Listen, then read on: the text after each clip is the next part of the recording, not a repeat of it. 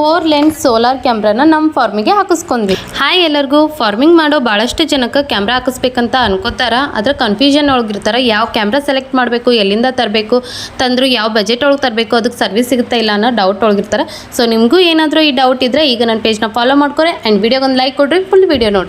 ಭಾಳಷ್ಟು ಜನ ಆನ್ಲೈನ್ ಒಳಗೆ ಸೋಷಿಯಲ್ ಮೀಡಿಯಾದೊಳಗೆ ನೋಡಿ ಕ್ಯಾಮ್ರಾ ಆರ್ಡ್ರ್ ಮಾಡಿ ಹಾಕಿಸ್ಕೋತಾರೆ. ಸೊ ನನ್ನ ಅನಿಸಿಕೆ ಏನಂದ್ರೆ ಆನ್ಲೈನ್ ಒಳಗೆ ನೀವು ಶಾಪಿಂಗ್ ಮಾಡ್ಕೊಳಕ್ಕೆ ಹೋಗಬೇಡ್ರಿ. ಯಾಕಂದರೆ ನಾಳೆ ಏನಾದರೂ ನಿಮ್ಗೆ ಅಕಸ್ಮಾತ್ ಅದ್ರೊಳಗೆ ಏನಾದ್ರು ಪ್ರಾಬ್ಲಮ್ಸ್ ಬಂದ್ರೆ ಯಾರು ಬಂದು ಸರ್ವಿಸ್ ಮಾಡಿಕೊಡೋದಿಲ್ಲ.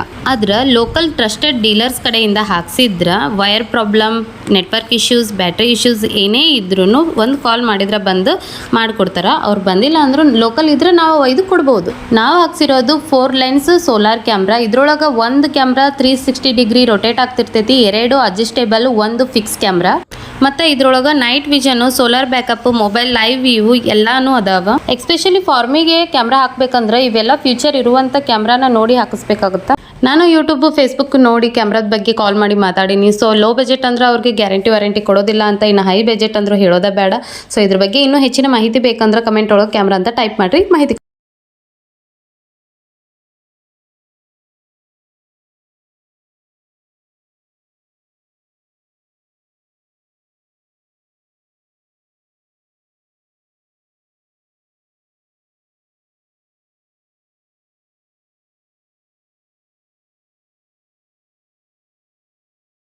ಇನ್ನೂ ಇಂಥ ಫಾರ್ಮಿಂಗ್ ಟಿಪ್ಸ್ ಬೇಕಂದ್ರೆ ಈಗ ನನ್ನ ಪೇಜ್ನ ಫಾಲೋ ಮಾಡ್ಕೊರೆ ಆ್ಯಂಡ್ ಕ್ಯಾಮ್ರಾ ಬಗ್ಗೆ ಇನ್ನೂ ಡೀಟೇಲ್ ಆಗಿ ಹೇಳಬೇಕಂದ್ರೆ ಕಮೆಂಟ್ ಒಳಗೆ ಕ್ಯಾಮ್ರಾ ಅಂತ ಟೈಪ್ ಮಾಡ್ರಿ. Thank you for